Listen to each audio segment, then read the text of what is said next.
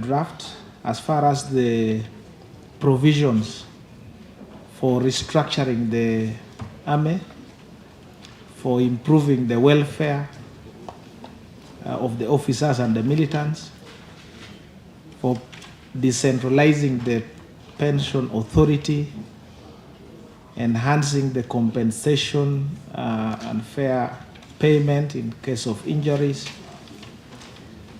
and to,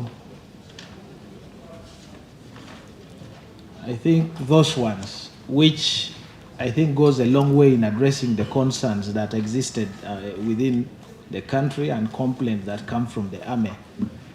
I am particularly interested in how the gaps in the payment, the salary structures will be addressed, which is one of the concerns raised here. Mr. Chairman, I have a number of concerns. The first is that one of the justifications for this bill is stated to be to align the Act, the UPDF Act, with the decision of the Supreme Court. My question is, what was the issue before the Supreme Court and what was the decision? Which I will also attempt to answer. The question was, is it lawful?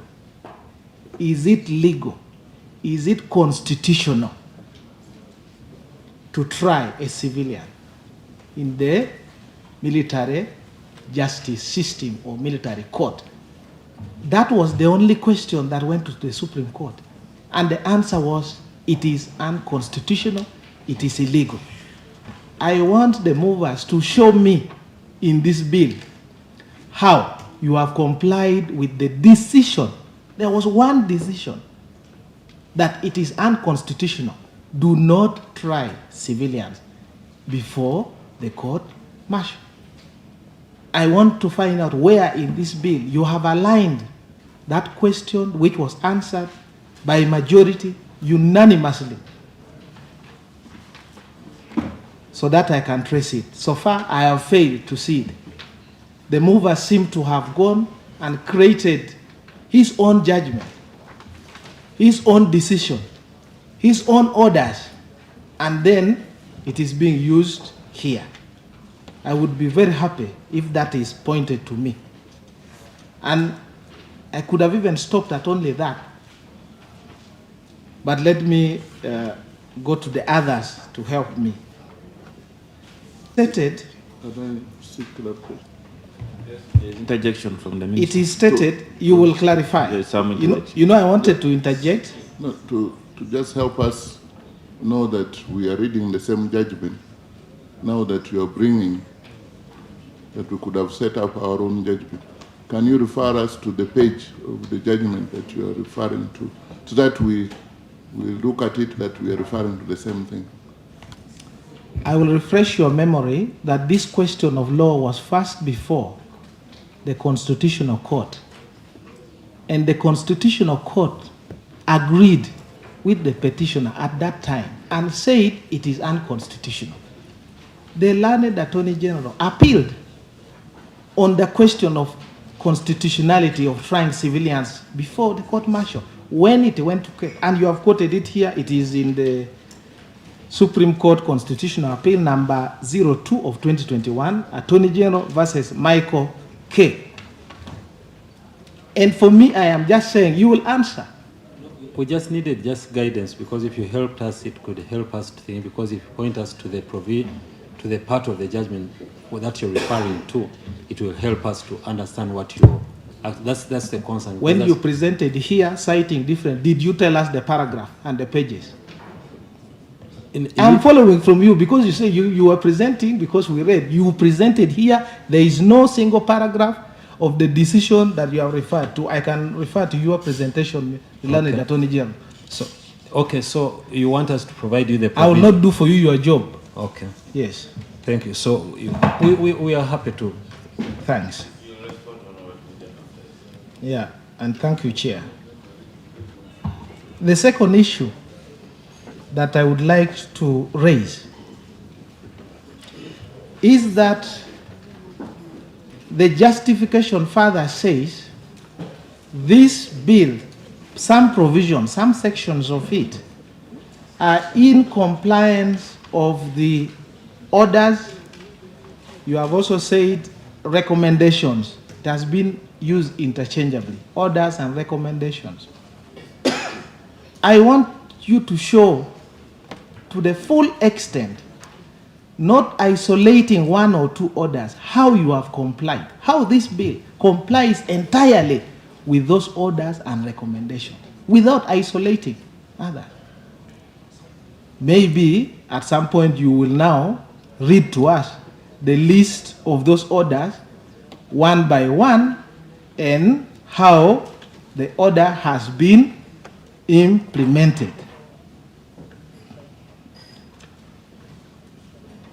The other issue that is necessary for me to examine the certificate of financial implication.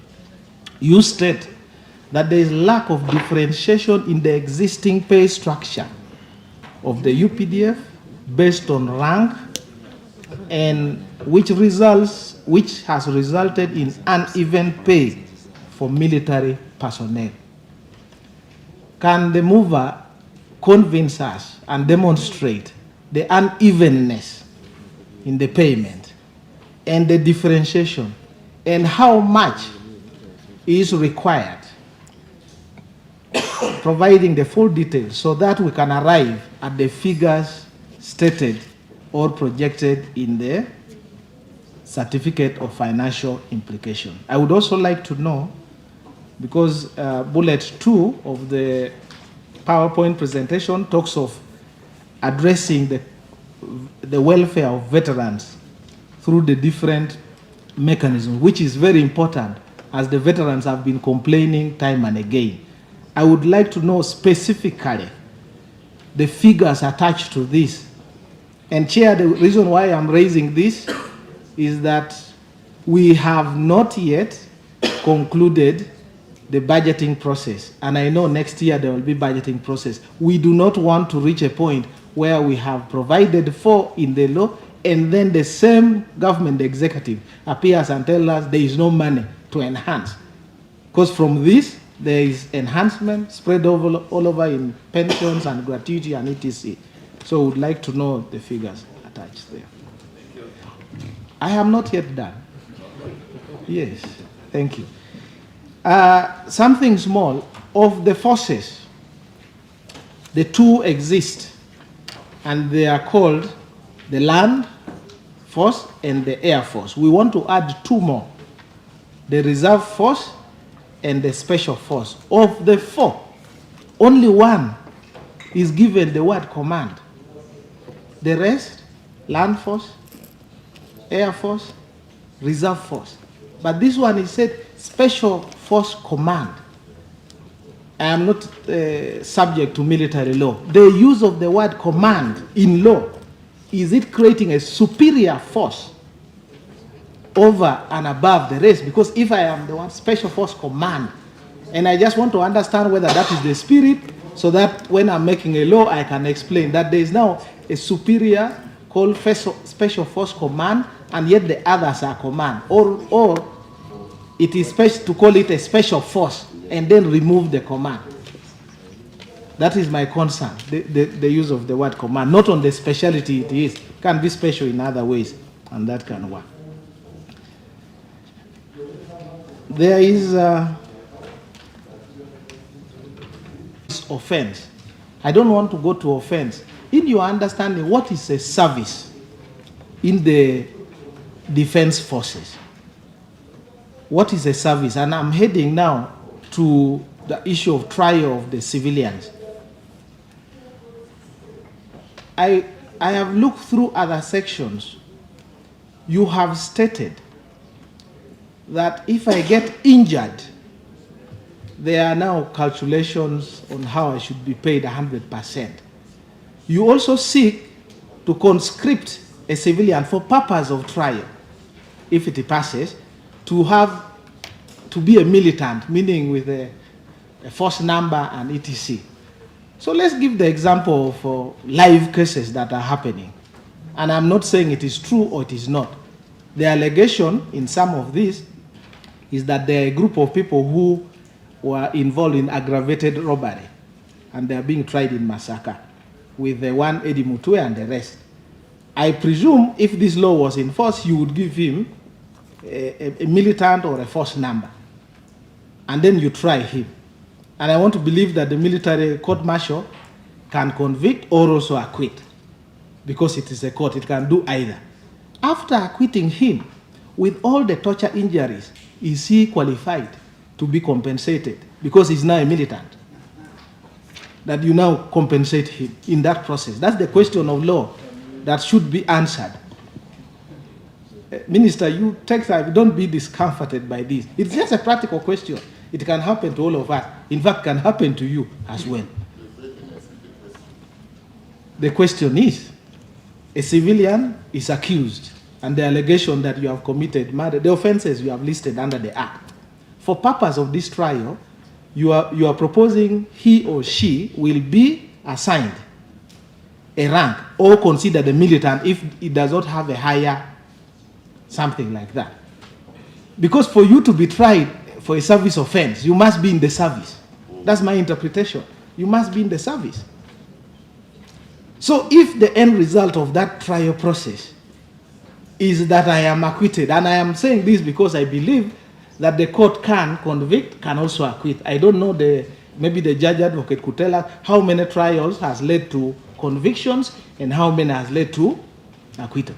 But now, because of that, I am now part and parcel of your structure. I now choose to continue being a soldier after acquittal. Will you even continue with me? That's the first question. Then the injuries that occurs to me in the process of being considered a militant, and there is a provision for this act for compensation. Am I also now entitled to compensation because I have militant? How do I retire my rank as a corporal that you assigned to me, or how do I retire now from the military service? It's a question that I think you could help us answer. When we go to exceptional circumstance, who determines the exceptional circumstance? Because the offenses here are triable.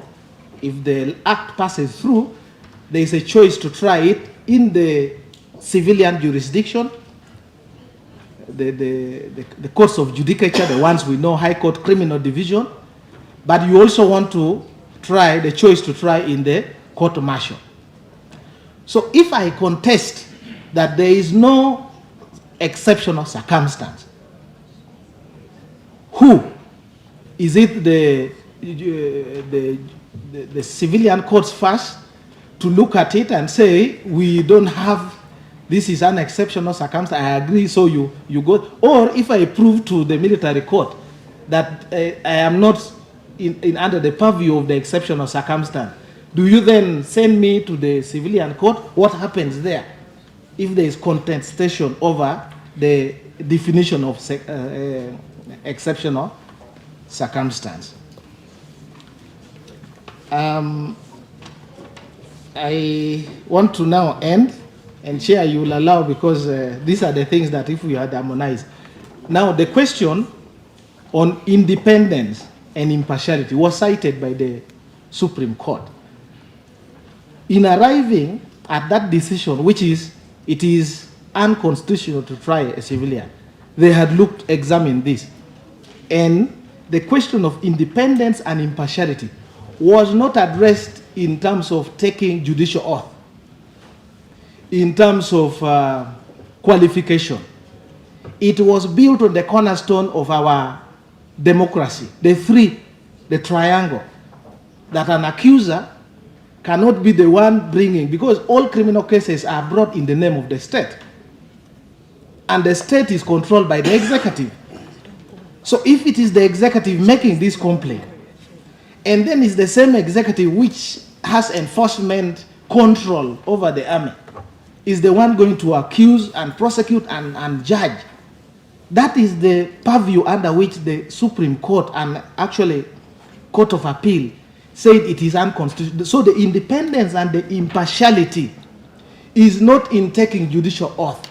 It is not in asking Judicial Service Commission to consult them, not even with a recommendation. Your use of the word here is to consult, which is different from the practice of what is happening with our judges.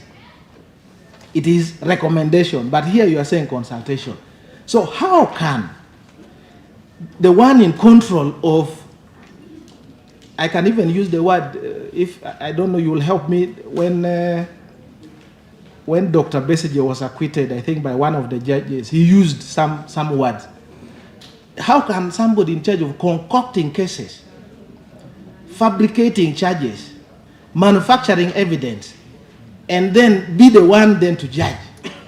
Because the total chain is controlled by them. From the accusation to the assembling of the arsenal for persecution and prosecution, it is the same person. How can I then be sure that that person is going to decide in my favor? That is the question, on the basis of which the Supreme Court said no. Because the control of the three arms of government is well known to you, learned Attorney General.